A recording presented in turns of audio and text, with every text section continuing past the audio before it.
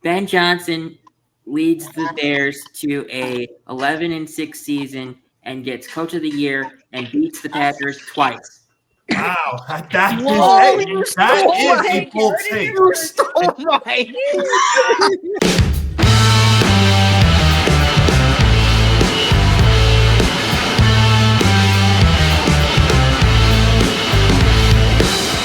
Yes, here we are. It is the 2025 NFC preview here on the Football Forecast presented by Playback. We got some familiar faces and we got some new faces here on Football Forecast. I'm joined by Zain Bando, Tom Albano, Grant Winsauer, and some first-timers, Kristie Wilson and Michael Rapport. Guys, welcome. How are you all doing? I'm good. Good, how are you? See you, Johnny. It's good to see you all, and we've got two divisions representing four teams here on our NFC preview side. And make sure to subscribe to our YouTube channel, by the way, at youtube.com/ETB Network.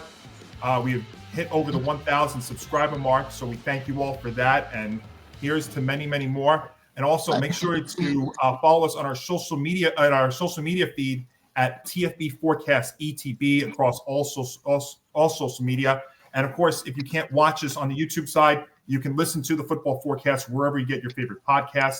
And the Football Forecast is presented by Playback. Stay tuned for a word from our sponsor, Playback, later on in the show. Well, guys, we have a lot to get to here in the NFC. As I said, we've got two teams in the NFC East, which is where we're going to start, which are represented here. We've got three guys who are Chicago Bears fans. We'll get them in the NFC North, which is a very good division as well. A lot of storylines as well. But as we get you ready for this preview, like we did with the AFC, we started with the Chiefs and the AFC West. We're going to start with the Super Bowl champion, Philadelphia Eagles, and the NFC East guys. And this is a division that, when you look at the Eagles side, and that's what we'll start with here, is with the Philadelphia Eagles. And since we have NFC East guys here, Tom, we'll start with you. I look at this Eagles team going into next season, and when we look at teams that are trying to repeat, one of the things you look at is can they keep a majority of their players? Can they keep a majority of their coaches? And for the second time in 3 years, the Eagles lost some players and coordinators. Yeah, lost some coordinators. Obviously, you have to worry about the Super Bowl hangover, which is obviously going to be a concern for any Super Bowl team. I remember it was a concern last time they won the Super Bowl, and they got off on such a hot streak that last time, and then everything came collapsing down during the second half of the season. And when I look at the Eagles' schedule, Johnny, I see something very similar in that regard, because I think the first half of their regular season is going to be fine. The concern for me with the Eagles is going to be that second half stretch. Mm-hmm. Yeah, that is for sure. Kristie, as another NFC East fan, obviously not of the Eagles, but they're a rival to you as well. So what do you make of them as they try and repeat? Well, I definitely think they're very formidable. Definitely formidable. They're going to be tough. They're definitely going to be a tough team to beat. I mean, I think they got better, even though they did lose some key people. But it's usually what happens with the Super Bowl team. They try and get better so that they can do this again. Yeah, and I'll say this too as well. I can't stand the Eagles, being obviously a Giant fan, but I'll tell you right now, I respect the hell out of them. To me, Howie Roseman is the best GM, not only in the NFC. I think he's the best GM in football. What he's able to do with that roster, especially on defense, and they lost 8 players on defense. So think about that. But what's that? I mean, Johnny, I was going to say, just to go into more of the specifics with their schedule, I mean, before their bye, they're going to have 2 games against the Giants, 1 against the Vikings. They'll have a game against the Bucks and the Rams. Obviously, they opened the season against the Cowboys. There are plenty of wins to be found there. But in that second half of the season, they're playing Green Bay, Detroit, Chicago, Commanders, the Bills. Yep. There are some pitfalls that could be found there. Yeah, and we'll talk about this as well with the entire NFC East. Is their challenging schedule is not only you're playing their own division, but you're playing the NFC North, which all four of those teams, and we'll get to them, are going to And be the AFC West. the AFC West, which all four of those teams, I think, can maybe. I mean, it's hard to be realistic that all four of those teams can be that good, but on any given week they can win games because they have the talent to do so. Yep. Grant, I'll go to you here on your thoughts about this.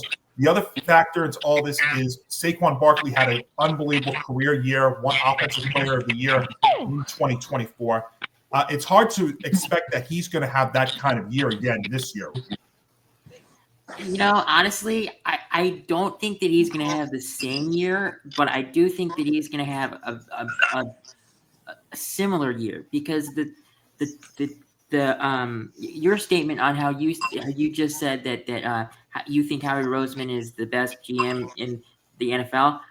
I think you hit that spot on because when you look at when it comes to drafting, he executes killer trades for minimal loss, and then he ends up with the player that he wants to trade up for or trade down for anyway. When he wanted the person that he got this past year, I can't remember who it was, but they got him at 32, and they wanted to trade up to 24 for him or something like that, and no one stops Howie Roseman from getting killer players from killer programs. But I don't necessarily think that Saquon Barkley is going to have, a 2,000-yard rushing year. But I could still see an 1,800 at least because you are probably running behind one of, if not the best offensive line in football. So that's my take on that. It's definitely a difference when we talk about Saquon, Grant, on how the Giants used him and what he could produce over there versus what he could produce or what he has produced and what he can produce in Philadelphia. Because while you could mock the Giants for, you chose wrong or not, he would not have had the season that he did last season. No, I'm not. That's what I'm. I know that he wouldn't have had. Oh, I'm not saying that you're saying that. I'm just saying the argument is to poke fun of the Giants, but really, that was a better move for Saquon Barkley himself. Yes, it was. Yeah. It was. Allowed him to shine. There you go. Definitely, Zain. As a Bears fan, you know that you got a coordinate. You got to coordinate an old coordinator as your head coach. What about the Eagles, who lost Kellen Moore as OC? And we know what happened with them a couple of years ago when they lost two coordinators. They got off to a strong start, but then faded down the stretch. Do you think maybe the loss of Kellen Moore has an impact on them? Yeah, that's a good question. I mean, I think it's all going to come down to how they perform in the first half of the season. Because if they can get out of their 7-1, 8-2, and maybe split their games the rest of the way, I think an 11-6 record I think is more than likely in the cards for them to win the division. So I think it's more so going to come down to can the experienced guys and the veterans, the guys who have been there before, led by Jalen Hurts, of course, can they put together the wins that the Eagles need to in order to win the division? And I really think the only team that's going to really trip them up is Washington, because we'll get to some of the other teams in a bit, but I just don't see Dallas or New York having the talent to keep up. So I really do think that this is the Eagles' division to lose. So, Michael, what do you make about all this? I agree with all you guys. I agree with Grant about the Saquon, how he's not going to have another 2,000 rushing yard season, but he's still going to produce. It's still Saquon Barkley. He's going to score. They have an incredible receiver room. You have a top 5 receiver in AJ Brown, in my opinion. Then you got Devontae Smith right next to him. So, and you have Hurts, who is arguably a top 5 quarterback. Yeah. And their defense is incredible. You have Cooper DeJean in his second year, Mitchell on the other side of him. They're going to step up. They're going to play big roles again for them. So, like Zain said, it's their division to lose. They can go 11-6, 12-5 very easily. And then losing their OC is big, but I don't think it'll play that big of a part. I don't think so either, and I think their schedule in the first half is favorable enough to where if they start hot, kind of like what I said before, they'll have a sizable cushion to where the only way they could lose the division is if an epic collapse occurs, which has happened in the past. But I think the Eagles are good enough to win the division comfortably by at least 3 to 4 games. Yeah. Wow. Okay. Well, one of the teams that I think the team that's going to give them the most challenge is going to be the Washington Commanders. And Zain, I have two questions with the Commanders going into this season. Okay. For Dan Quinn and Jaden Daniels, who are entering their second year. Can Jaden duplicate his rookie season? But I think what even more so is, can the Commanders defense, especially that run D, which is something that really hurt them. It hurt them in that playoff game against the Eagles, the aforementioned Eagles. But can their defense, especially that run D, take some of the pressure off of Jaden Daniels entering his sophomore year? Yeah, that's a good question. I mean, taking a quick glance at their schedule, it seems relatively manageable, but I think a few games you get a circle on this schedule. Going to Green Bay is not going to be easy. Going cross country to Los Angeles to play the Chargers, that won't be easy. Of course, the Bears coming on national TV in mid October, and then of course you look at the games. You look at the games within the division. Some of these games might sneak up on them, but to go back to your previous question, do I think the run defense can take some pressure off Daniels? I do, but I think very similarly to the Eagles, I think the Commanders need a strong start to stay within that division race, and I think those Eagles-Commanders games, from a tiebreaker standpoint, are really going to determine whether or not the Commanders are either a wild card or if they're a team that maybe can get out. Maybe that can get out of that wild card weekend and be one of the teams that's playing in the second weekend and that has a much needed week of rest. Because I think the one thing that I've noticed in the NFC is if you don't have that week of rest, your playoff journey goes, I think very, very differently than maybe a team that has the bye and has the momentum. So I think the key for the Commanders is if they can split the Eagles games, and then of course if they can win the other games within the conference that they're supposed to, I think a 10 or 11 win season for Daniels in his sophomore year is a huge, huge possibility. What do you make of that, Tom? That's the thing. When you were saying, Zain, before about how the Eagles were going to win the division comfortably, I'm like, I don't know. Only because I think the Commanders, as Johnny said, it can give the Eagles a run for their money. And I'll go one step further, Zain. You're talking about those tiebreakers, that head-to-head. I have a feeling that Week 18 matchup between the Eagles and Commanders might decide the division. The division title actually might be on the line. I think it's a two-team race. I think that really rough second half for the Eagles when they're playing teams like the Lions, Packers, Bears, and all them could make that division race a little bit closer. I think the Eagles will win the division too. I think the Commanders can still get a 10 or 11 win season to be a wild card, and I think Jaden Daniels is going to repeat similar success. I don't think he's going to have any sort of slump this sophomore campaign. And don't forget something. You're talking about the journey and how different it is with the rest. The Lions lost in their first matchup last year as the number one. Who did they lose to? The Commanders. Washington Commanders. Yeah. Yeah, nothing seemed to That face was them. an upset, that's for sure. What about Kristie? You're as a rival there. What do you make of it? Well, do I think Jaden Daniels is going to repeat? I think he's going to get a little bit better. I mean, as long as he doesn't fall into a sophomore slump, and that O-line's got to protect him. The receivers like Terry McLaurin, who just signed his big fat contract, they got to do better. Defense has got to do better. I think the Commanders are definitely going to give the Eagles a run for their money.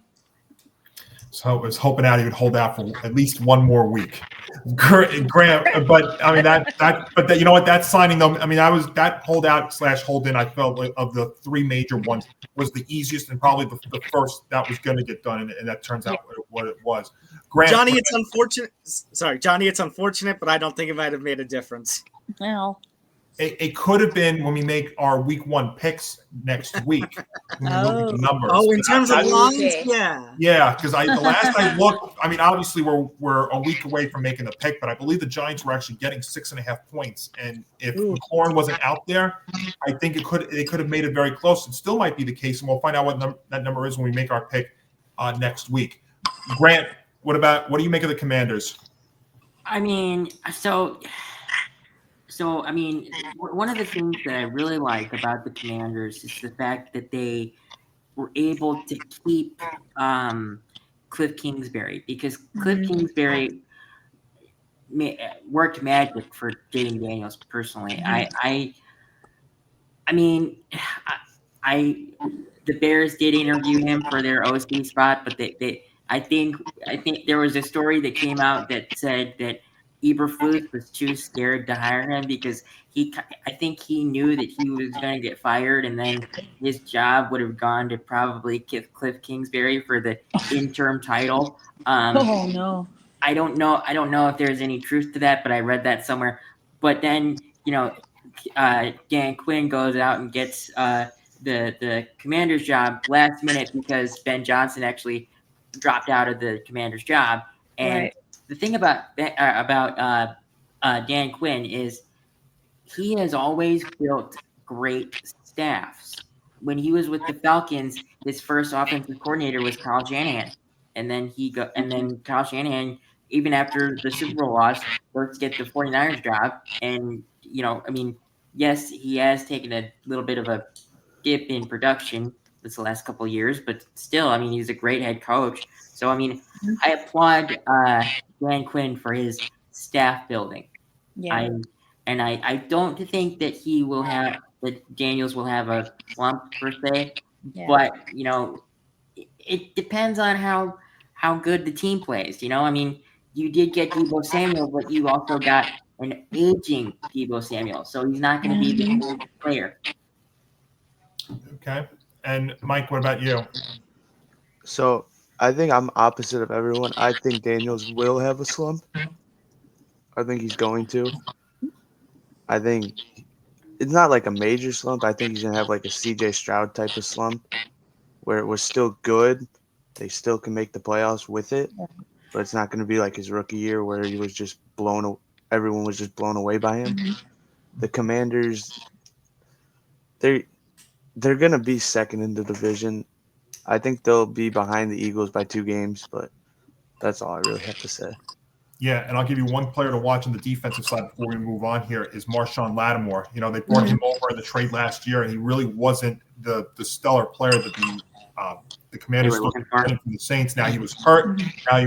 When they got him, and that probably didn't help. But when you look at this division, you're going up against the likes of an A.J. Brown or Devontae Smith or even a C.D. Lamb or a Malik Neighbors. That's a very important player that's a very important player. And they need to shore up those corners too as well, because that defense as a whole, we talked about the run defense, but even the pass defense also is very, very suspect. All right, Kristie, let's get to your Dallas Cowboys here, who brought in, big thing with them. Obviously, we know Micah Parsons, who as of this recording still is not signed yet. But, you bring in Brian Schottenheimer to coach. Bring in George Pickens, who I know they're talking about a lot. But, I mean, is there a lot to really be excited about down there in Big D? Nope. And I say that with no hesitation whatsoever. I mean, I'm not personally excited. I mentioned before, I'm mad about Micah Parsons not getting this new contract because he's like one of the best defensive players Dallas has had in years, and since DeMarcus Ware, and I'm even going to go way back, Charles Haley.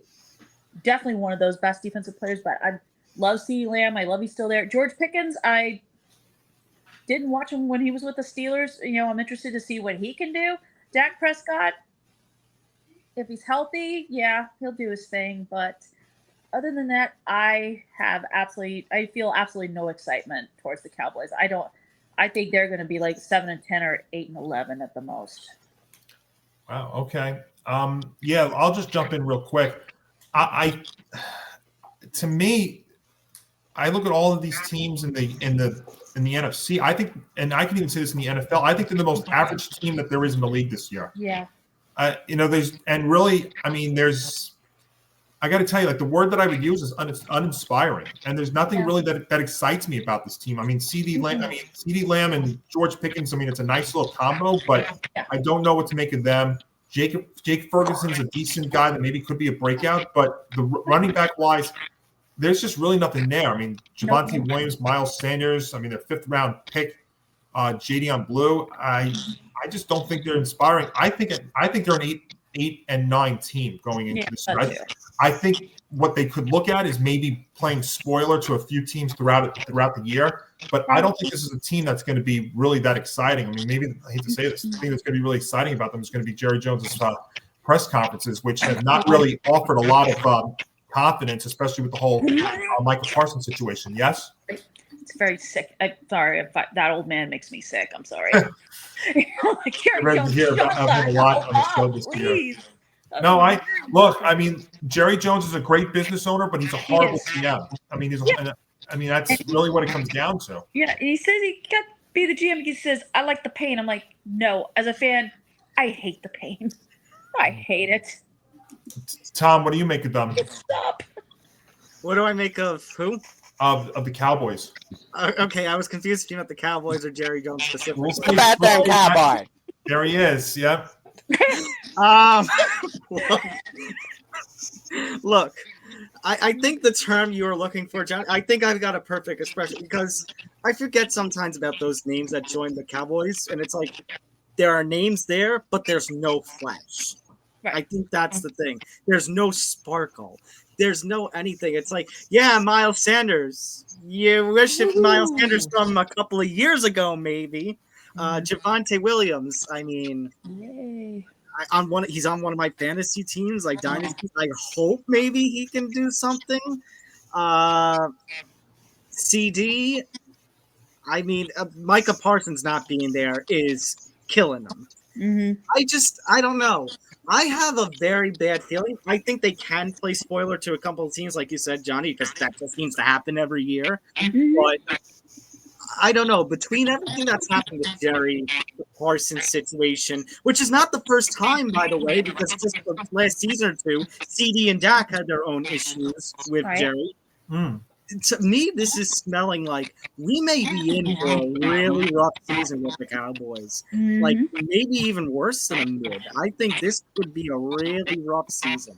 Torture. Okay. Michael, what do you make? With the Cowboys, it's just what I think. The Parsons situation, that sucks, obviously. I wish he could come to the Bears personally. We don't have the money, man. We don't have the money. Yeah, we don't got the money. You're it's good. okay. It's all about how Dak plays. If Dak can come out good, they can possibly win up to 10 games. But if Dak's bad, then I think they can have 5 wins. Yeah. Like, I think it all depends on how Dak plays. Because you added Pickens. Pickens is a good receiver. Yes. But it all depends on how Dak plays, in my opinion. Zan? Yeah, I think this, just taking a glance at this Cowboys schedule, there's just too many guaranteed losses for me to justify them being any good this year. I mean, I don't know what the numbers are specifically, but this has to be one of the toughest schedules in the league. You play the Chiefs, the Vikings, the Lions, the Bears, and the Packers all in the same year. Your interdivision schedule is tough. You have to go to Denver. Like there's some guaranteed losses on the schedule for sure, and it could be a really ugly first 2 months of the season. All right, and Grant, real quick, what about you? Yeah, I mean, I hate that Jerry Jones is the owner / the GM because, I mean, you can't do that anymore. I mean, it doesn't work that way. I mean, he publicly said that he thinks that he can have a handshake deal with Micah Parsons. That is, excuse my language, but it's bullshit. You're fine. You can't do that anymore. You have to go through an agent. You have to go through you have to go through a process with the whole thing. And I mean, he went through the same situation, a long time ago with Emmitt Smith. Des Bryant Des Bryant. I mean, Grant, what do you expect from a guy who's 82 and stuck in his old ways? Well, Yeah, or should be in a nursing home, in my opinion. here's the thing. That's why I also hate it, because since he is the owner and GM, and he has publicly said that he will not, give up that title until he dies. I mean, we don't know how much longer that is. I mean, it could be a few years. It could be 20 years. Well, it's not 20 years, but not 20 years. No, I mean, he managed to survive cancer But recently. But you do have to wonder if the Cowboys do have a plan in place. I don't think that I mean, and this is on Jerry. I don't think he made a good head coach hire decision. I don't like this guy. Yes, he is the son of a former Hall of Fame coach, but just because you are the son of someone that is a Hall of Fame coach doesn't mean you can be the same thing. All right. The term to describe Brian Schottenheimer is Nepo baby.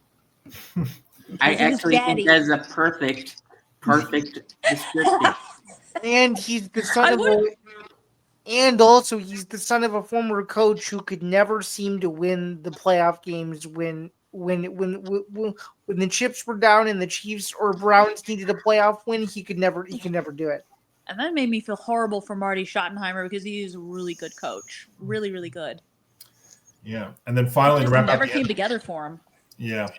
And then to wrap out the NFC East, Tom, you and I are Giants. And I'll tell you what, I mean, they've probably been the most active team of the four in the NFC East. I actually like what they've done in terms of the quarterback position, bringing in some veteran guys. I think trading up late into the first round to get Jackson Dart, I actually love that move. This preseason, sorry, Johnny, but this preseason, from what I've seen of it, oh my God. Like, I get it. It's not against the top of the teams, but there's something there. I really think there's something there. But I think the way they're handling the quarterback position is right. I think Russell Wilson should start the year.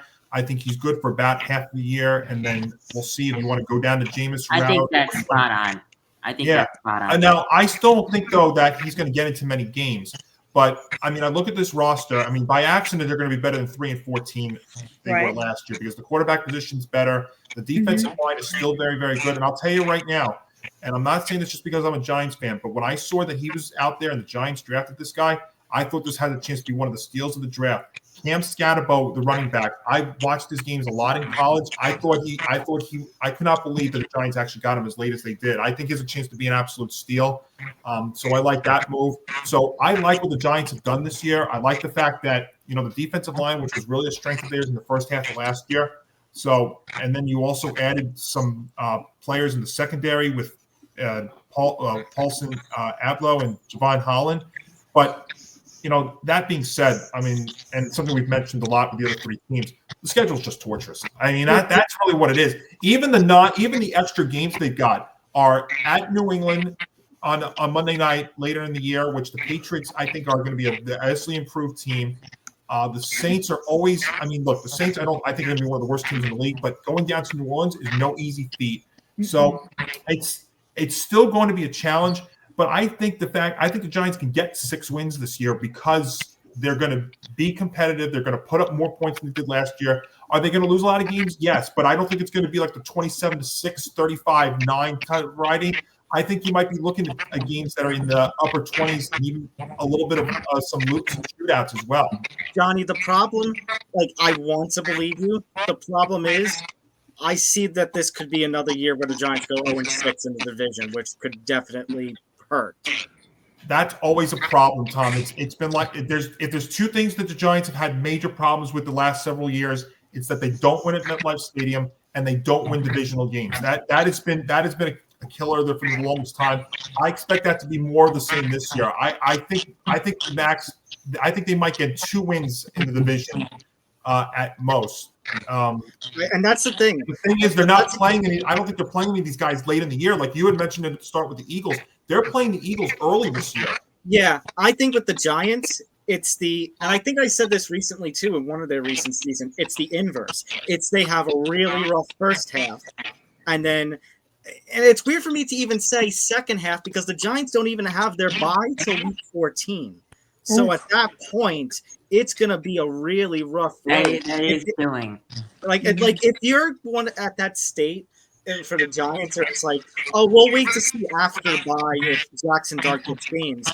In this year's case, you wouldn't have much time then with Jackson Dart.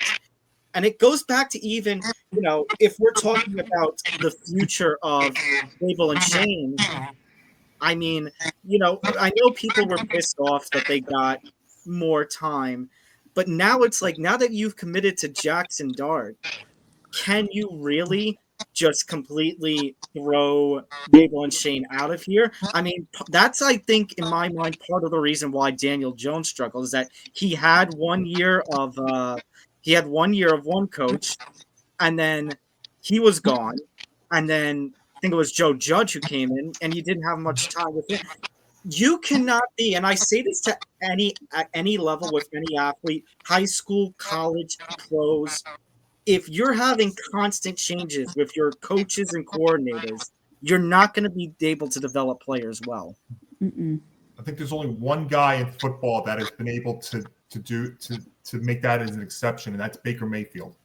Correct. That's really the only one. Yeah. The exception, but not the rule. The exception, but not the rule.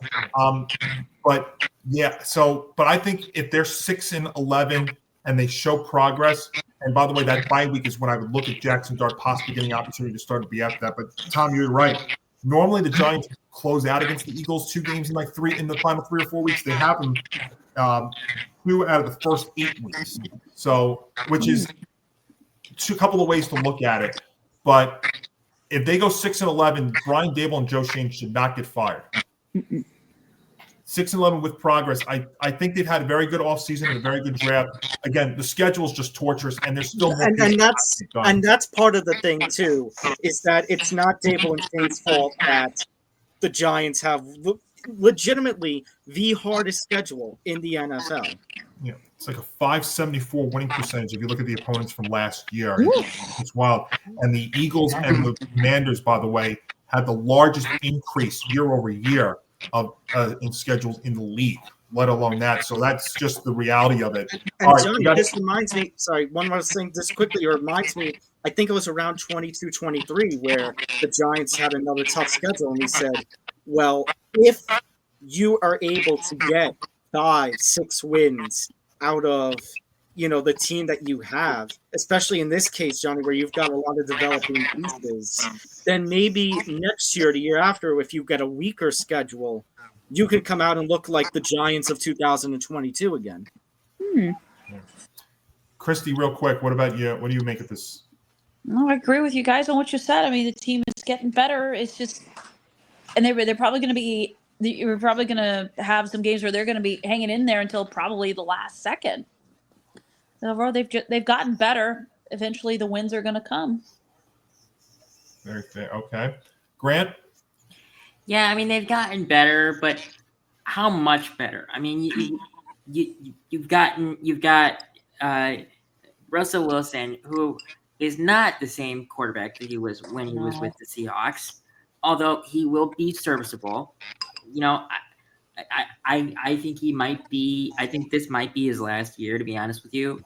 And that's the thing, Grant. You're not looking for much with Russell Wilson in terms of the long-term picture. And in fact, I think what you're looking for is for Russell and Jameis to mentor him just as much as Brian Dable is. Teach him, yes. And that's what I liked about bringing Russell and Winston in, because that's 2 mentors. I mean, Russell Wilson is great, but also, Jameis Winston has dealt with a lot of crap through his football career. The 30 for 30 touchdown interception year. That, for example. Well, that's the only thing I can think of, but that's a big one. Yeah. Mike. So Giants, in my opinion, had the two biggest steals in the draft. Jackson Dart, which everyone thought was an overpick. I think he's the best I didn't quarterback think in the so. draft class, in my opinion. Abdul Carter was a steal, and then Scatterboo. He is nuts. He should have went a lot higher than he went, and that was a big steal. I think this year is more of like a development season kind of thing. Like you guys said, 6 wins. 6 wins is great for this team because you're still bad enough to get a good pick. So Pretty show improvement. yeah, but then you're still improving. Yeah. And then I don't think they played Jackson Dart at all this year. At least in my opinion, I don't think you play him. I think you let him learn. If Russell Wilson doesn't work, you go to Jameis Winston. And then if you absolutely have to, you play Jackson Dart. Because I think Jackson Dart was the best quarterback in the draft class. All right. That's And really it. Zan, to wrap us up here in the NFC East, what do you have? Yeah, I mean this team. I think it's a developmental year. They'll finish in last place, but as you guys alluded to, I think 6-11 is a great season, and it seems like they're trying to figure out their quarterback of the future. And if Dart plays, that's great. But if he doesn't, and it's more of a learning year for him in his rookie year, I think as long as they can win a couple games and at least get their feet under them, that would probably be the best course of action there. Yeah. So I think we all agree, though, in terms of how this division is going to end up. We think it's going to be Eagles, Commanders, Cowboys, Giants, right? Yes. I do. Yeah. Yes. Yes. All right, and we'll talk about the playoff predictions when we get to that later on. All right, I want to get to the NFC South, and I'll be honest with you guys, this could be really we'll talk about this really quick because to me it's about two teams. It's about the Bucks and it's about the Falcons. Yep. I mean, Yeah. the Panthers and the Saints are still in a growing pains sort of mode. Absolutely. Oh no, Johnny! Oh, No! You think that a New Orleans team starting 30-year-old Spencer Rattler as rookie is gonna be a threat? Nah. Yeah. Well, maybe a spoiler. They'll steal a game at home or two, Tom. But that's one of the worst quarterback situations in football. I know, but I'm just Horrible. saying, because you're talking about, could the Giants be a worse team, or what could the Giants or New Orleans? It's tough to play. I think even in a worst case scenario where the Giants only get 3 or 4 wins, New Orleans is probably going to be bad enough with Spencer Rattler as their starter. Who knows if Spencer Rattler is even going to be starting by the time the Giants play the Saints? That's Right. true. They They might could have go a without whole different quarterback by then. that point. But when I look at this division, guys, I love what I really like what the Bucks have been doing, and I think the fans have reason to believe that they're going to win their 5th straight NFC North title. Extending GM, bringing back Bucky Irving. They've got good wide receiver play. They've got defensive tackle play. And Baker Mayfield, I think, is one of the best stories in the league. And I'll say this right now: if the Bucks end up winning this division, and Baker has a great year, and this is going to be a bold take of mine, and I'll repeat it again when we get down to the segment. I think Baker can be in play for MVP this year. I was going to say that. I really do. I was going to say that. Oh my God. I really do. When you look at what Baker's done down there, now I know they have some injuries to start the year, but I mean this division to me is not a threatening division. I mean I understand what Michael Penix did, but remember Michael Penix is only going to be when he starts the year in week 1, it's his 4th start. He's still a big question mark. I mean, he showed promise in some aspects in limited time, but let's see him carry that out for a full season. I don't know if that's still a big question mark. Remember, he was very banged up when he was in college. He had 2 big injuries in college. So I cannot promise you that he's going to have a full complement year. I know what Baker Mayfield's had. Yeah, he's had some growing pains, but I mean, he's consistently gotten better. And is there anybody that has gone through more coordinators and coaches than Baker Mayfield? It's going to happen again because Liam Cohen, who was his OC, ended up taking the Jaguar head coaching job.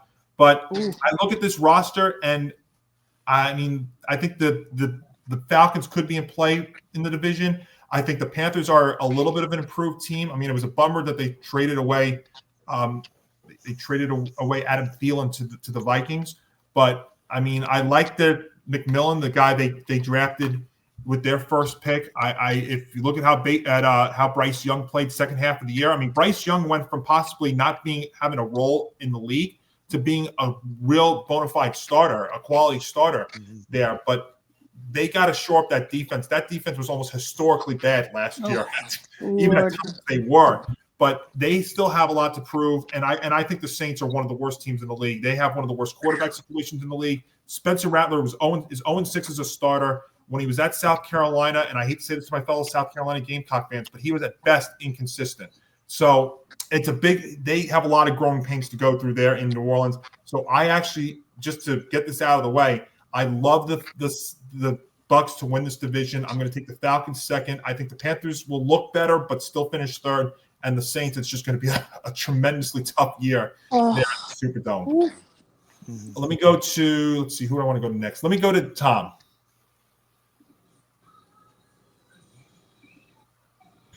Sorry, my mic is muted. As I was saying, Saints, I think I kind of made my intentions known. I don't think that's a bold take to say that I think the Saints are going to be in play for the number 1 pick in the 2026 NFL draft.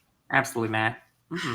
It makes me feel really bad for Alvin Kamara because he is going to be a stud.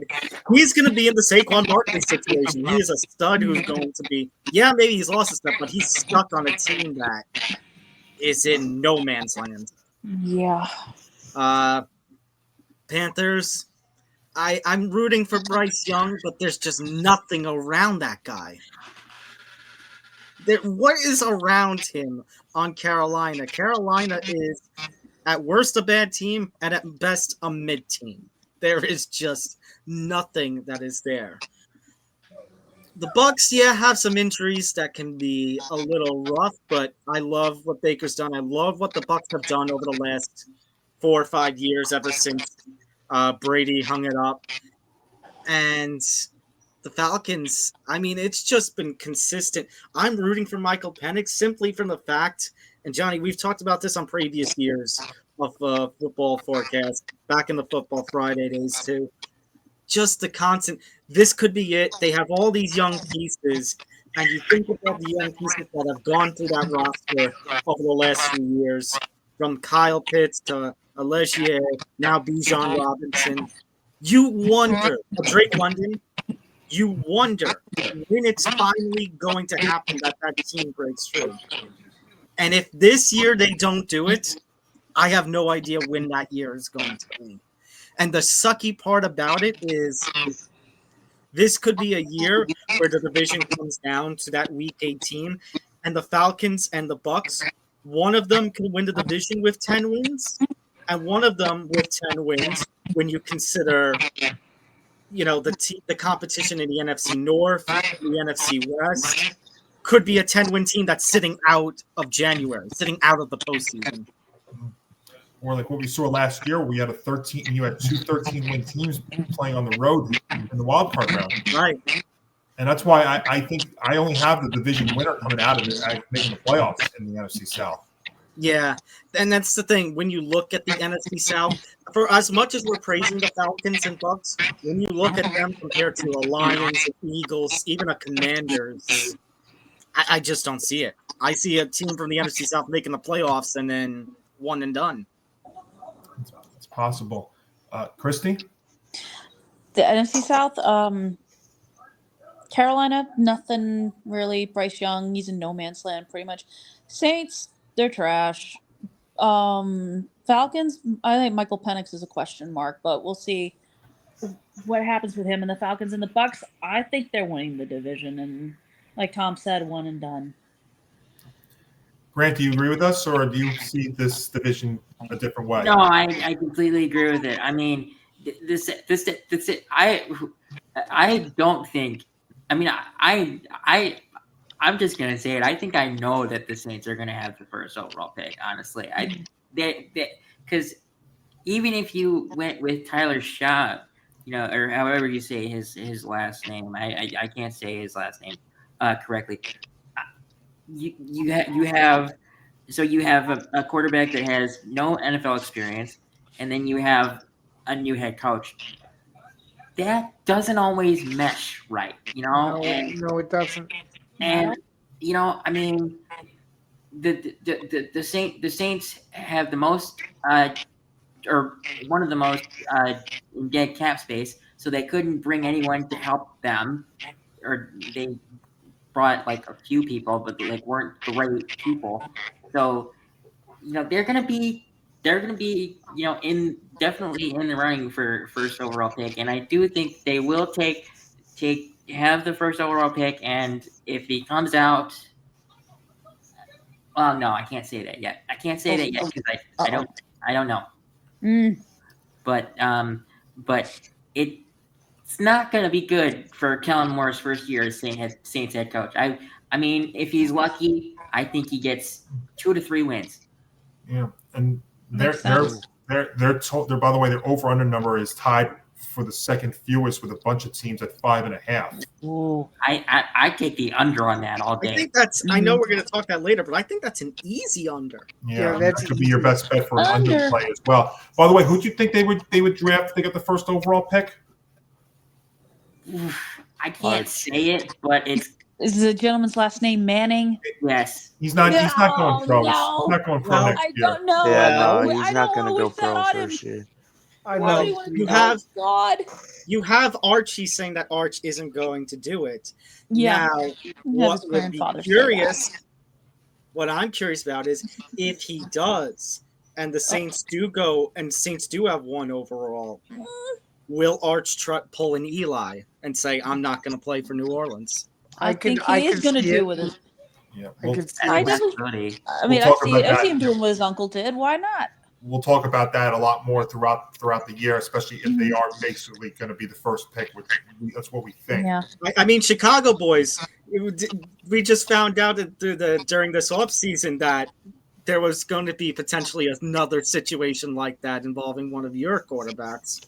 That was Yes, sir. Caleb's Yes. dad talking out of his But Mike, that's all talking it out of was. his butt.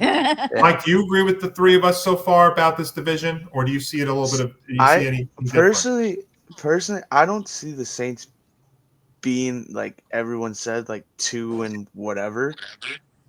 It's still the Saints. That stadium's very hard to play at. Mhm. I honestly 5.5. I think they're going to be right around 4 or 5. But like everyone's saying, like they're going to be. I've been seeing a lot of stuff saying the Saints are going to go 0-17. That's not happening. No, They're gonna get not. a win. No, They no, still they're have. not- They still. they're not losing You every still game. have Crystal. Yeah, you still got Crystal Lave, who finally doesn't have a quarterback throwing him hospital balls, which is good. Are you sure, Michael? Are you sure? It's no, because if he gets the ball thrown at him, it's either going to be a catch or it's going to be way over his head. So it's not a hospital ball, at least. Okay. The Bucks, they're winning the division by 4 games.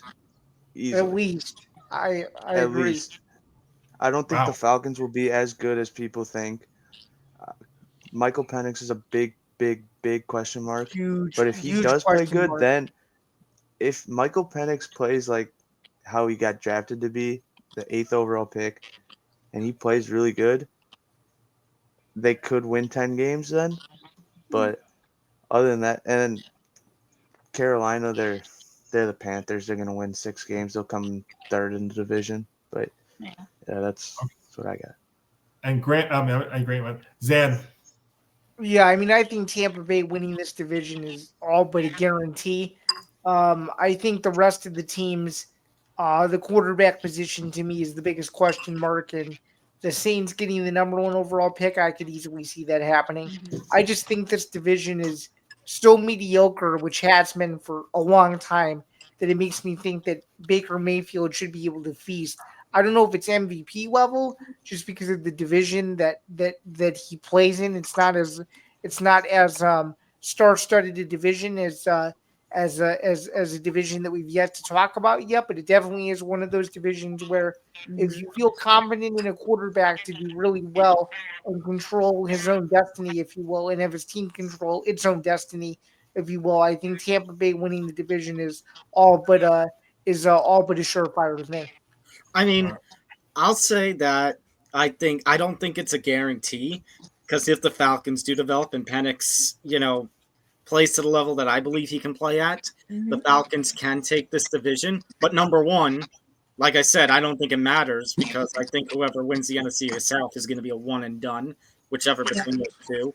Number two, if Baker performs again and we get a fifth straight division title for Tampa Bay, you got to consider him a part of this core. I mean, a part of this core and legendary Tampa Bay lore alongside the receivers that he's throwing to. Oh, 100%. I don't think anybody's denying that. I No. think it's more so a matter of can Baker Mayfield have one more year to silence any other doubters that he may have? Because there are still doubters out there. Oh yeah. I think so, and like I said, even if they miss the playoffs, they still have a chance to be another 9 or 10 win team. And if that's the case, I mean, if you're going to do something for Chris Godwin and Mike Evans way down the line, you might have to consider something for Baker Mayfield too. He'd be a Tampa Bay legend at this point. Oh yeah. Especially with all the coaching changes that he's had to deal with, especially Right. coordinator-wise. I mean, All right, well, let's heck, get Mayfield may end up having his number retired in Tampa. maybe, especially if he takes him to a very deep run in the next year or two. All Oh, right, yeah. Michael, let's go to you. This is going to be fun. We've got 3 Chicago Bears fans amongst the 6 of us here. So, Michael, I'm going to go to you first. Your Bears, obviously, Yeah. big news, big thing this offseason with them was bringing in Ben Johnson, who I know Grant had been begging for a lot Yep. on the program last year. So, what do you make of the Ben Johnson hire? What does that do to the Bears? And what do you think about this division that had 3 teams win double-digit games and make the playoffs in 2024? So this is my thing with this division is I still think it's the Lions division to lose. If they don't, I think they're still going to be the best team. Even with the loss of Ben Johnson, it's still a very good coach. Dan Campbell is incredible. So I think they're going to win the division. I think the Bears come in second because I'm a Bears fan. I love the Bears. Caleb Williams has a big upgrade in his plays. I think he finally gets the 4,000 yards and the 35 touchdowns. I think he does that. I think Vikings come in third. JJ's not going to start well, but then he's going to play very hot at the end. And I think the Packers go 0-17, get the first overall pick. Little bias there. Wow. No bias. Wow. Okay. Oh my God. Zan, you were talking. What do you, Ben Johnson? I'm assuming you like that as a whole. What does that do for your Bears' confidence going into this year? I mean, I think the biggest thing would be if the Bears can make the playoffs, which is something they haven't done in a very, very long time. I think that's a very successful season. And I could see a scenario where 3 teams out of this division make the playoffs again. This year, I think it's going to be Detroit, Green Bay, and the Bears. Oh, so you have the Vikings out. Yep, I don't think the Vikings are making it. I think JJ McCarthy's too big of a question mark. Yeah, I agree with. I think McCarthy's the biggest. Suspension. What's that, Kristie? I'm sorry. Go ahead. I cut you off there. Jordan Addison's going to be out for the first 3 games of the year because of the suspension over a Right. DUI. I agree. I agree. And Zen, I'm in 100% agreement with you. I think there's 3 teams that are going to be making the playoffs, and the Vikings are going to be the lone team out. I think that, and just to add to what Kristie was saying, I know that Vikings got Adam Thielen, and I'm so happy to see that again. But yeah, he's 33. He's not the Adam Thielen that they had during the 2010s. No way. Nope. And the result you're going to see, because he's past his prime and because Addison's suspended for 3 games, is you're barely going to have any numbers for Justin Jefferson in the first 3 games of the season because teams are going to be covering him left, right, up, down, and diagonal. Double, triple. Yeah. So, what was your thoughts about the division? Like, what the order? I was just going on a Viking rant. My apologies. That's right. I mean, I forgot. You are a Vikings guy too, so we actually do have 4 NFC North I guys. do like the Vikings, yes, You but too. So yeah, so we actually have 4 NFC North guys here. And then before I was done, I never gave my order. I think Detroit wins. I think Detroit wins the division again. I think the Packers come in second, and I think the Bears are wild card number 2. I think. Okay. And Tom, what was your order? Well, Zan, you're gonna be very happy. This is probably the happiest that you're gonna hear me say I disagree, because I agree with you that Detroit's winning, but I think the Chicago will get a key win over a team like the Packers to get second place in the North. All right. We're beating them twice. I Mark got my a word, feeling. dude. Grant, Mark as the my other word. Bear fan, let me go to you.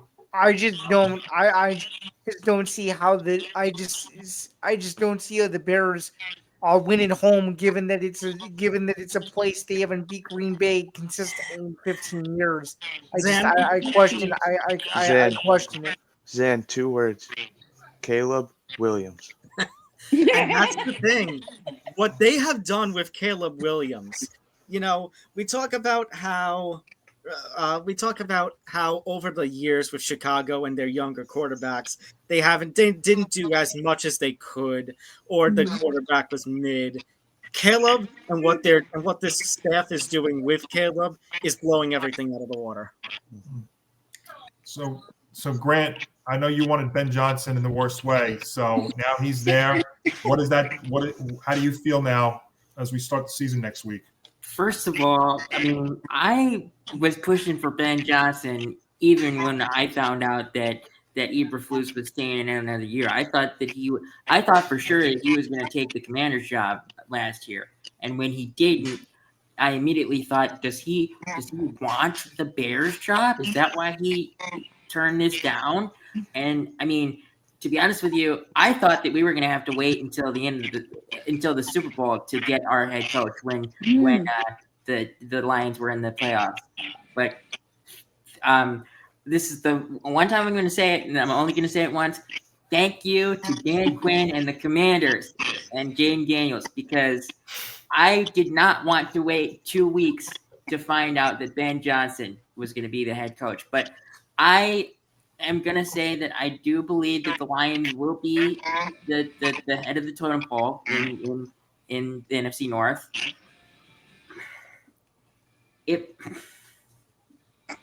All right, I'm gonna be a little less biased than Michael, but I am gonna be a little biased in the way that I do think the Bears will be second in the division. I say the Packers are third, and the Vikings are last, because you can't trust a guy to be your starting quarterback after he tore his ACL and had no game time at all. So. Okay. And let's be real, guys. Let's be real. We should be talking about a Lions team where the conference was their oyster last year. And then, like I mentioned earlier, they lost to the Commanders somehow in that divisional round game. But you have to remember, once the calendar turns to January, Detroit's going to Detroit. So this is like this is almost the old hat type. I agree, Zan. I agree. I'm just saying, I would hope that Detroit comes out with some fire under them, that they want to get back and go farther than they did last season. Yeah. Kristie, what do you make of this division? Well, I'm with all of you on who's out of this division is gonna make the playoffs. Is obviously Detroit's number 1. As for whether Chicago or Green Bay is 2 or 3, I think that's gonna be a big one. And I'm with all of you, Minnesota. No, there's too much going on with them. Okay, I'm gonna go back to mine. Packers aren't going 0-17. What are you saying? 1-16 then?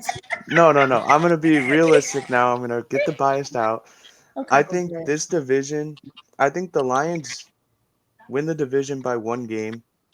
I think second, third will be tied, and then fourth will be 1 game under that. So, Michael, I think it's going to come down to follow-up question. So, Michael, a follow-up question to that: which game between Detroit and Green Bay, the one in Green Bay or the one in Detroit, is going to determine the division title? Do you think? I think Detroit beats them twice. Okay. Like that's no bias. I think they actually beat them twice. I don't think Jordan Love's a good quarterback. I think that was a massive overpay. I haven't seen Wow, him play that's one bold. good 'Cause game. a lot of people think so. So I- No, A lot of people think he's great. I'm like, I hey, don't think he's all that right. good. I completely disagree with you about Jordan Love, but I completely agree with Michael that I think Detroit wins both games against Green Bay. All right, sweep the season series. Tom, I- I gotta give you this. I'm in complete agreement with you on your take on Jordan Love 100%. I'm sold. I've seen enough. Now, Chicago boys, I know I haven't been around a while, but especially Zain and Grant, because you were here last year.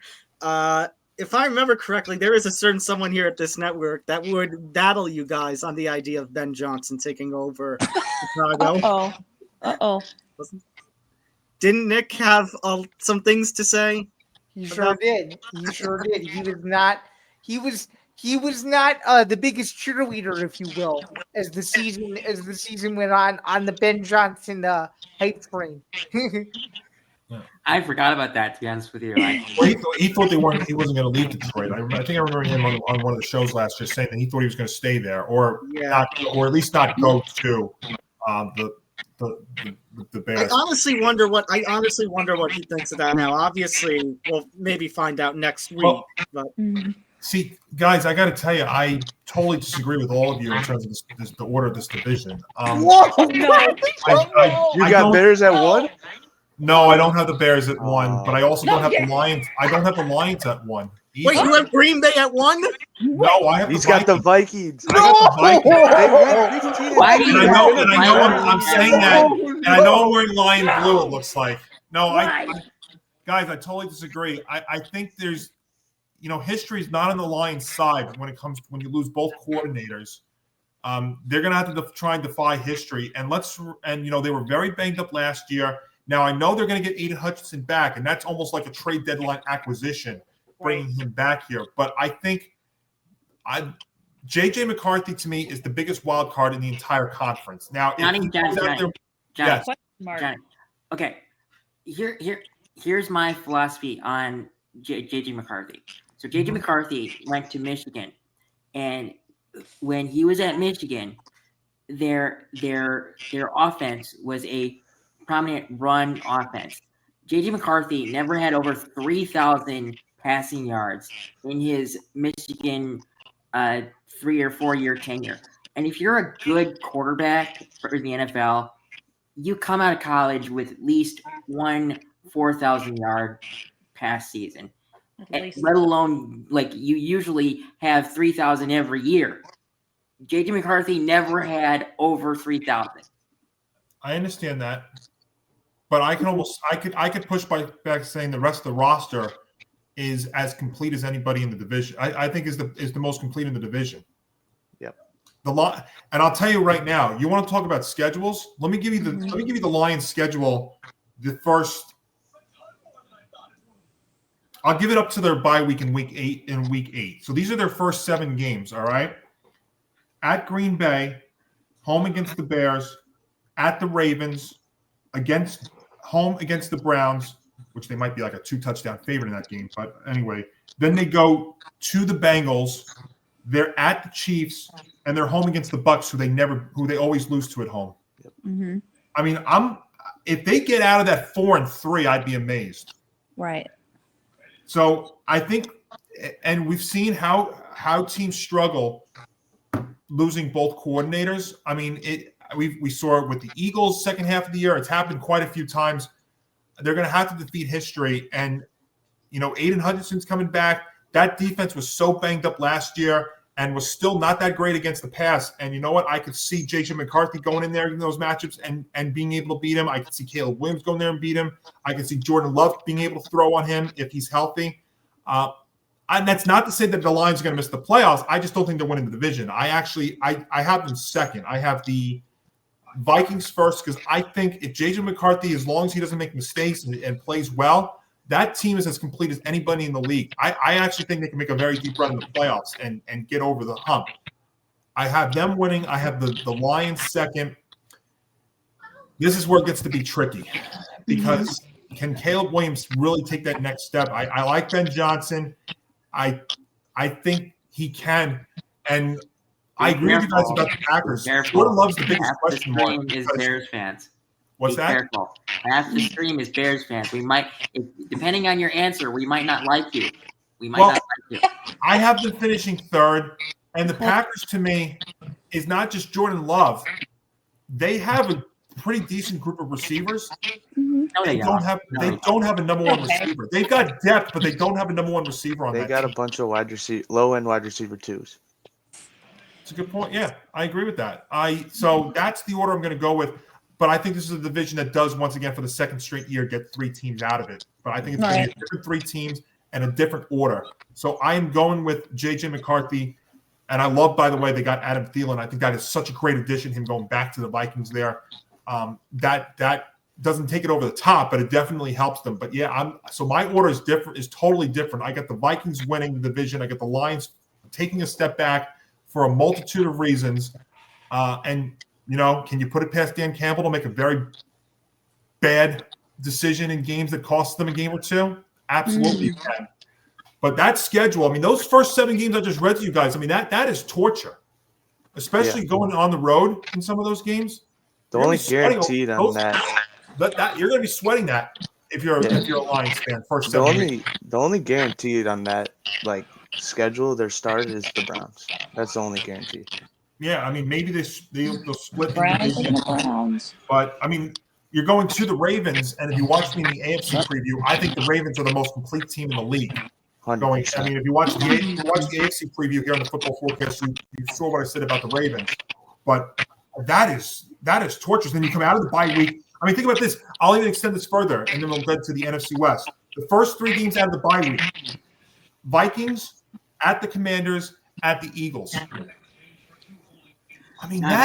brutal. That is brutal. Brutal. There's their most favorable game, honestly, even in the second half right now is, and Tom, I hate to say that, it's probably the Giants, and that game is at home. That might be an over-under of 60 or something when you look at it in week 12. God. They've got the Packers again. They've got the Cowboys. They go to the Rams, who are always a good second-half team. They're home against the Steelers, who, if you watched me in the AFC preview, I think they're an under 500 team this year. And then they finish out the season, and think about this, at the Vikings and at the Bears, which those could be huge spots in terms of playoff positioning. Mm-hmm. And that's Tom's area of expertise later on in the year, too, playoff scenarios. And I think that'll come into play later on in the year. All right. Let's close out with the NFC West, because I think we're going to differ here on some teams as well. Right. I don't think so. Zain, let me go to you here, because when you look at this division, you have the Niners, who are very banged up. You want to talk about a team that has had a Super Bowl hangover. It's the San Francisco 49ers. And then they were very banged up last year. You have the Rams, who have been a great second-half team the last couple of seasons. You have the Seahawks now that are now without Geno Smith. They brought in Sam Darnold. Can he fit in that system? And then you have the Arizona Cardinals, who I think surprised a lot of people last year. Mm-hmm. So take that all into account. Where do you see this division ending up? Yeah, I see. I kind of hinted at it earlier in the show that the Bears would be my second wild card team. I think the other 2 wild card teams come out of this division. Okay. Oh. And and this might seem like a surprise to people, but I actually do really like the Rams to win the NFC West. I think it's going to be I think you're going to get the Rams to win the division, and you'll get the 49ers and Seahawks as the other wild card teams. Oh boy. That's exactly what I have. So you're not really sold on the Cardinals then? Not yet. I just think I just think they have too many holes. They should be better than they are, and I think Kyler Murray is going to be the only reason why they're going to be able to win as many games as they can, because I just don't trust that defense. But I think they have a lot of young, nice pieces to where I think a 7-10 season is possible. Tom, do you agree with all that? I think this division is going to be a hell of a dogfight. I think this one is going to be such a scrap. I think combined with, the 49ers and how they have the names but are banged up. You got the Seahawks. Obviously, Geno is a question. I mean, pardon me, Sam Darnold is a question. Geno's gone, but again, as you mentioned, Johnny, the question of can Sam Darnold fit into that system? I want to believe so, only because I know this isn't the Seahawks of previous years, but the Seahawks always still, for better or for worse, have seemed to surprise the football world. The Cardinals, as you mentioned, surprised the football world completely. I remember, Zen, I hope you remember this. I wanted to lunge at Pat last year while we were on stream about like how I thought he was crazy saying, "Oh, the Cardinals are going to do well." They did. I do remember that. And then you've got the Rams, who, I mean, it's a bit of a turnover, and you've got elder Matt Stafford there, but Stafford can still throw. I think this is going to be a division that's going to be only one, where like three, either all four teams or three of the four teams could all be separated by one or two games. And I'll go even one step more than just what I said about Eagles Commanders. There's a 49ers Seahawks game week 18. I think that could end up week 18 Sunday Night Football. Winner gets the division, loser goes home. Yeah, I think There you go. I think that being a game 272 is a huge possibility. Yeah, I do too. All right. And Kristie, what do you make of it? All I know is this division. I mean, I agree with you guys. It's going to be a dogfight. It's going to be interesting. Rams are probably going to make the playoffs. Niners, not so sure. Seahawks, same thing. It's a big question mark. Don't know.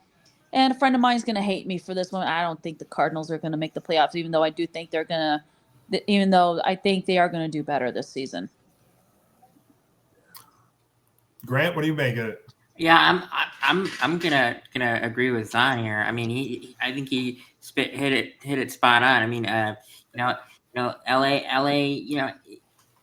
I think they might take a step back, but they still have a good roster. They got Devontae Adams, and they probably have one of the best head coaches in the league in Sean McVay. And then, but my question mark, to be honest with you, is San Francisco. Is San Francisco, aside from the Seahawks are also a question with Sam Darnold. Yeah. But the 49ers, their roster is built to last. Huge, absolutely, 100%. But Kyle Shanahan, the last couple of years, has been able to dominate in the season, and then gets to the playoffs and shits the bed all the time. He made it to Super Bowl. The last a couple years straight, but lost. And No, you ran into a buzzsaw called the Kansas City Chiefs. I think one of my bold takes might be the fact if Shanahan has a bad year, he might get kicked out. Ooh, whoa! You heard it here first. That's all fair. So where do you see the order in this division? I'm gonna say LA, San Fran, Seahawks, and Cardinals. Michael. Oh, I forgot, Johnny. I forgot to give my order. Oh, I'm sorry, Tom. Go ahead. Yikes! All good. No, that's my fan. I didn't even ask you. So All good. I'm gonna go San Fran, Seattle, LA. I think all three of those teams are going to be separated by like one game. Ooh. I think it's going to be that close. And then Arizona, a little under them. Kristie, did I get your order? Yeah. Okay. It was Rams, Seahawks, Niners, and Arizona, fourth place. Johnny, Okay. did you get my order? Or do I have to get mine? I haven't gotten to. Oh wait, what was your order? Yeah, so it's gonna go. I like. It's gonna go Rams, 49ers, Seahawks, Cardinals. Okay. And Michael, what do you make of this? So I make of this as how good can Stafford play See, that's what I with think his too. injury Yeah. history? If he Yeah, plays how's good, they're winning the division easily. Right. That's what And I his think back they're holds easy. up, of course. He's 100%. He's the Oh, reason okay. why the Rams win the division. Exactly. Okay. I'm just concerned with, we talk about the injury concerns with the 49ers. I'm concerned about him personally too. Mhm. Yeah. I And then think though experience plays a big factor to where I think it would be a surprise if he got hurt. Ooh. That's what that's what I think. okay. Yeah. So with the Rams, they brought in Devontae Adams. That's a big addition. He's still a very good receiver. If Stafford can stay healthy, they could win the division. I don't see him winning the division personally. I think the 49ers will win the division. They get Brandon Ayuk back in the second half of the season. Hmm. I think they're going to hold up their own at the start. I don't think they'll go crazy. I think they'll go like 500, and then when Brandon Ayuk comes back, I think they just skyrocket up. They'll hold their own. The Seahawks, they got a great defense. That defense is nuts. It all depends on how Sam Darnold plays. And honestly, I could see the Cardinals squeaking in that last playoff spot too. Marv is very good. But if I had to go, I think it's going to be Rams, 49ers, Seahawks, Cardinals. But all by one game. Again, this division actually, there's a lot of question marks with this division, and you could base it off. You could look at question marks from every team. The Rams, Matt Stafford's health. If he's out there, he's healthy and stuff. I think Sean McVay and they have one of my favorite running backs in Kyron Williams. I think that helps immensely. 49ers have way too many questions to me. I mean, I even looked at their over/under number. Their over/under number is 10.5. I wish gambling was legal here in South Carolina, because I would be going to the bank and taking the under so fast it would make your head spin. But they have way too many question marks with me. Too many injuries as well. Mike, I think you're right, though. I think if they do end up with a good year, I think they're going to be a second half team, but I think they're going to put themselves in such an early hole that it might be tough to come out of. Sam Darnold in Seattle, to me, the Sam Darnold was a system quarterback. I think he was in a great system there with the Vikings. I think it is a very questionable system there with the Seahawks, and that offensive line that he's got is not any good. I think he's going to be in for a rough year. And the interesting thing with that, though, he could be playing for he may be motivated to play well because he does have an opt-out in that contract that they're this year. So that's something to keep an eye on. But I'll tell you right now, one of my surprise teams this year is the Cardinals. I'm actually pretty high on them. If you look at them, Kyler Murray had a pretty good year last year, and he had to run it a lot last year, and so I expect him to mix it up a little bit. And Marvin Harrison, he had signs last year, but I think he needs to have a better year, and I think he will have a better year this year. And if that's the case, they have a lot of interesting names on that list. They have a pretty good tight end in McBride. They've got Wilson. They've got some other big playmakers. The thing with the Cardinals is the defense. If that defense plays better and they brought in some guys to shore up that defense, I think the Cardinals can be over 500 team. And I actually think they will sneak in. But I think the experience, though, and the coaching is a big thing here. And that's why I got to tell you, I really want to pick the Cardinals to win this division. I really do. But I'm gonna bite my lip, and I want to see them do it. I'm gonna take the Rams, though, to win the division. I'm gonna take the Cardinals to finish second, and then the Niners and the Seahawks. I have this order again. I have it differently because I have way too many question marks. There's too many injuries again on the Niners. I'm still also a question about Brock Purdy. I think he's still a question mark too. And if you're questioning him this many years in, you would have to really wonder about him. But he's a question mark. And Sam Darnold, does he fit in with the Seahawks? That to me is a question mark. So I see fewer question marks on the Rams and the Cardinals. So that's the order I'm going to go in. But I do have the Rams and the Cardinals both getting in. The football forecast is presented by Playback. Watching sports is more fun with others, but we spend too much of our time watching alone. Playback is a virtual space where communities can stream live sports together, with everyone perfectly synced up. Creators can hop on stage, deliver their own play-by-play analysis and commentary, and invite viewers up for Q&A. Playback makes watching sports fully interactive and a social experience. From playing fantasy sports, repping your favorite players and teams, and watching with the commentators and communities you care about, Win or lose, sports are best enjoyed together. Join our community by going to playback.tv/ETB Network to find out more, including our live stream schedule. And now back to the show. Well, let's transition to our bowl start for it the off. NFC. And Mike, we'll start with you. If Matt Stafford is healthy, Rams are going to the Super Bowl. Okay. There you Wow. go. Yikes. Wow. Okay. That Grant, is my what's your- take. All right. Grant, what is yours? Ben Johnson leads the Bears to a 11-6 season and gets Coach of the Year and beats the Packers twice. Wow. That Whoa, is you a stole bold my take. You stole mine. Yeah. Damn it. I had a similar one, so now I got to think of Oh, another one. come on. No, I'm just kidding. Kristie, Oh, my God. Faith in Ben My Johnson. goodness. Okay, what's my bold take? Lions overcome the loss of both coordinators, and they make it to the Super Bowl. You heard it here first. you heard it Oh, here my first. goodness. Tom, America will be in shambles if that happens.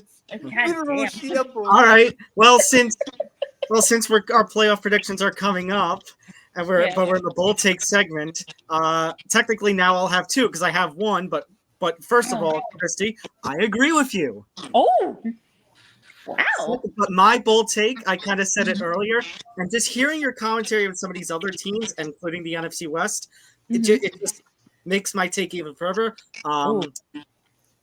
There will be in the NFC, there will be a 10-win team that misses the playoffs. Oh, okay. hey, Okay. Tom, are you That's willing to fair. go on the are you willing to go on the record right now in late August and say which team that's going to be, or are you not? Are you not ready? I don't know if I'm ready, but I have some potential names. One is going to be whoever in that NFC South, the Falcons or Bucks, whoever doesn't get the division, I could see being a 10-win team missing the playoffs, and potentially the Rams, a 10-win team but no playoffs. Wow. Oh my God. The Rams or the 49ers. One or the other. Yeah. No, it's it'll gotta be be an because of, NFC like, North team. Wow, it's got to be because of like a strength addiction tiebreaker or something like that. It's going to be something like that. Yeah, I think the NFC picture has so much depth to it. I think there is a reality, a very good chance we could have a team be 10-7, no playoffs. There you go. fair. Well, I was thinking, I kind of backed off this one because I was thinking the Cardinals could win the NFC West as a bold take, but it could be slight that they'll make the playoffs. But I kind of echoed this point earlier. I think Baker Mayfield's in play for the MVP this year, and I think he's going to. I actually think he has a great chance to win it, especially if he leads that team. Because the NFC South to me has one team getting out, and that's the division winner. I think we've seen in the last couple of years how crappy the South is, and I think it's going to show its signs again here. So I think Baker Mayfield will be in contention for the MVP, and I wouldn't be surprised he even wins the award this year. Oh. And Zain, My bold NFC take. This is a very, very good question. My bold NFC take is that in New Orleans, Tyler Shue is going to start the second game in October through the end of the season. That's all right. Already. So I think that would be week 6. Mm-hmm. Mm. See him start for the rest of the year, beginning week 6. So you basically say Spencer Rattler doesn't even make it to the halfway point. Nope, he doesn't. And Oh, I that's think stink. by week 6, he'll have took the most sacks in the entire league. Oh, Ow! I think that's an even bolder take. I think that's even a bolder take. Zain took one bold take and added something on more, top and, of it. right, and placed it on top of other ones. I like that. Oh, there you All go. right, one over and one under for each team in the NFC. I'll go first in this one. I love the Cardinals to go over 8.5 wins. I think that's definitely in play. I had 2 unders. I originally had the Lions as an under 10.5, and then when I double checked the Niner number, the Niners, I mean, it's not really that dramatic because now I'm picking 2 teams out of the NFC West. But I have the Niners under 10.5. I don't see where they think that they're getting 11 wins unless they're going to rally in the second half this year. And again, too many question marks. And I love the Cardinals. I mean, I know they have some stuff they got to fix, but if Kyler continues to do what he does, if Marvin Harrison shows why he was one of the top right receivers picked before, I think the Cardinals can get in. And Jonathan Gannon's been pretty good over there with them as well. So let's take the Cardinals over 8.5, and I'll even throw in 2. I'll take the Lions under 10.5, and I'll take the and I also take the Niners under the 10.5 as well. Tom? Okay, so I don't have the over/under totals in front of me. Is the thing? Oh, all right. I have them. I got them ready. All right, Mike, you go ahead, and Tom, I'll give you the link in the side here. Okay. Yeah, Mike, go. Okay. I'll go last. I'll go last. Okay. I have Atlanta Falcons going under 7.5 wins. Oh. And then I have. Oh, this is easy. The Rams over 9.5. Okay, so Rams. Okay, And then Zan? there's also another one. The Lions. I have it opposite of you. I have Lions over 10.5. Over 10.5. Okay. So Zan, you go next. so we've got one over and one under prediction, right? So Yes. I like the Eagles in the over, and I like the Saints and their under total. Those are the safe ones. Yeah, the Saints was 5.5. Yeah, I like the under there. It's gonna Okay, go great. along with my other bold take of Spencer Rattler. You're going all in on the Saints. Quarterback in the league. I think next. Grant, what is yours? Spencer Rattler's going to So, be an XFL quarterback. I'm gonna go with the Bears at the over. I know that their over under is 8.5. Yep. And then I'm gonna have the Niners with the under. Wow, Okay. that's interesting. Okay. We seem to be having problems with Kristie's connection. Tom, what do you have? Yeah, I was gonna say. Okay, I'm ready. Well, it's funny that Kristie. Oh, maybe that's her now. Let's see if she's coming. No, over. Oh, there you are. Are you there? She's in and out. I think we're losing her. All right, Tom, you go ahead. I'll try and get her up here. Okay. Kind of a shame that she's having technical difficulties now because I'm gonna go under 7.5 for Dallas. Yeah, that's an under that if I didn't take New Orleans as my one under, that was probably gonna be my other one. Oh, okay. So you have the under 7.5. What's your other one? Yeah, Kristie, I'm going under for Dallas, under 7.5. Oh, No, she's still having- frozen. Tried still for a having few connection moments. problems with her. Yeah. She's frozen. Yeah. All right. Something's yeah. Okay. What's my over? Yeah. Let's see. Because I'm split on 2. You know what? I'm gonna go over 9.5 wins for the Commanders. Okay. It's a solid pick. I was split. That is solid. I was split between them and the Lions, but I think over 9.5 for Washington's a better play. Okay. Yeah, Kristie's freezing on us, so unfortunately we're not going to be able to. We'll see if she can get back on here at the very end. But let's get to our playoff predictions. I know we kind of been bringing them up here, but I'll give you my playoff teams that I've got. I've got the Eagles, the Vikings, the Bucks, and the Rams to win the divisions. And the wild card teams I've got are the Commanders, the Lions, and the Rams. And I think, and honestly, I think of those teams, I got the Commanders making it to the Super Bowl. Wow. Wow. I do. I think Wow. I'm if we surprised score that one, wasn't your bold take. Johnny, who's your AFC team to represent? the Ravens. Yep. I love the Ravens this year. Wow. That would be I a think hell the of a matchup. Zan, That would be a hell of a matchup in the Super Bowl. I will say that. Ravens. I think. Oh, hold on, Magic. There you are. All right. Yeah, I don't know what happened. I went to the link in the side chat just to look at the over under and everything, and all of a sudden I just having issues. I'm like, why can't I get back in and talk to you guys? That's all right. You made it now. Thank God. Did you have any over-unders real quick? Or No, not really. I was with Tom on the under for the Cowboys. I heard that part. Yeah. I heard it. That's when you froze. When I froze, I was like, wait, what? Damn it. That's all right. We're just making our predictions right now. So Okay. I've got the Commanders to represent the NFC. Mhm. And like I mentioned in the AFC preview earlier, I love the Ravens. I think the Ravens are the most complete team in the league.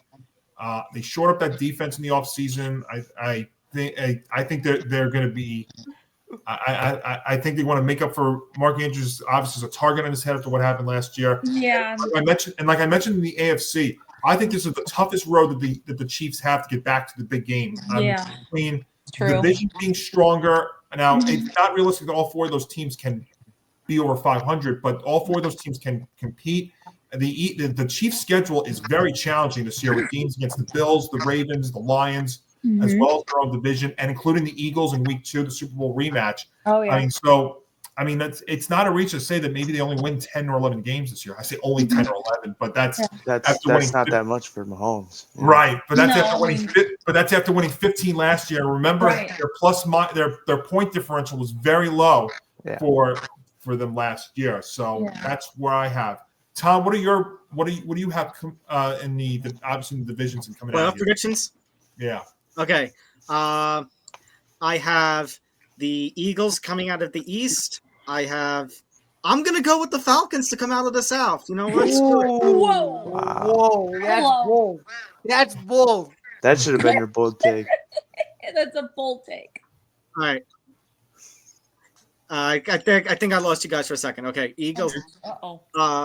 I have the Lions coming out of the North, and I'm going to go with the Niners of the West. My 3 wild card slots. I'm going to have the Bears and the Packers coming out of the North, like I said earlier. And smack in between them for number 6, I'm going to have Washington. Okay. Interesting. Okay. And who do you have making it? And just out of curiosity, who do you have making it to the Super Bowl out of both the NFC and the AFC, just for the heck of it? Okay. I agree with Kristie. I think the Lions overcome everything, try to make it their year again, and make the Super Bowl. Yes. But, no matter what we talk about with what Jared Goff can do, or Matt Stafford could do, or Lamar Jackson could do, or what Joe Burrow could do, or what Tua could do, or what Josh Allen could do. Oh, dear God. Unfortunately, when January comes, Pat Mahomes just goes to level 3. Yeah.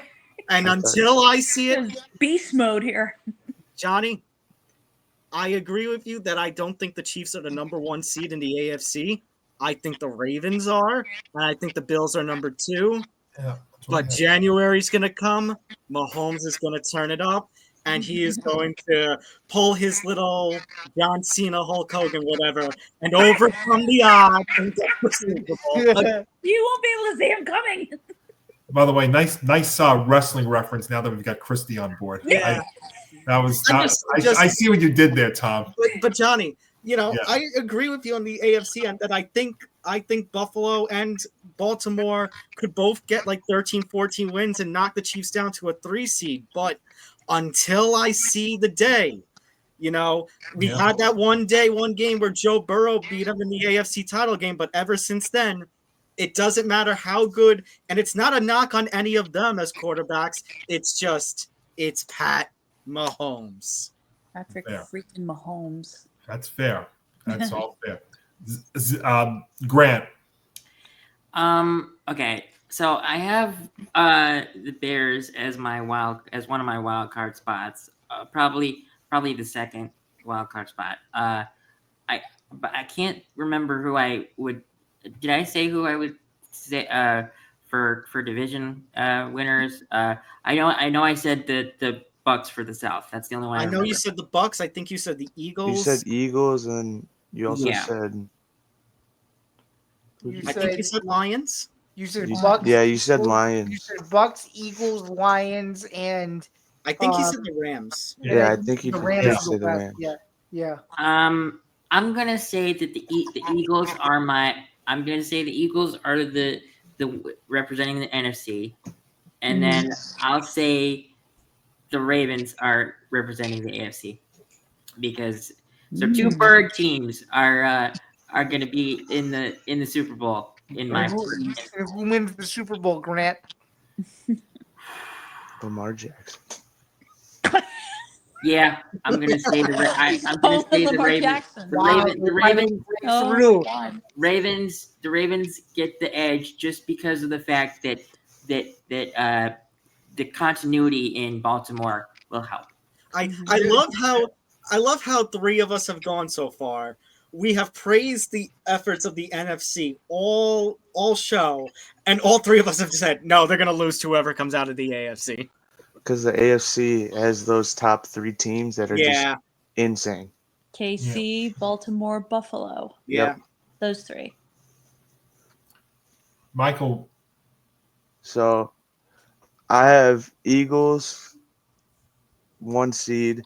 I think the Lions will be the 2 seed. I actually think the Bucks are going to be the 3 seed. And then the Rams will be the 4 seed. And then I think Commanders will be 5. I think Bears 6. It pains me to say this. Packers 7.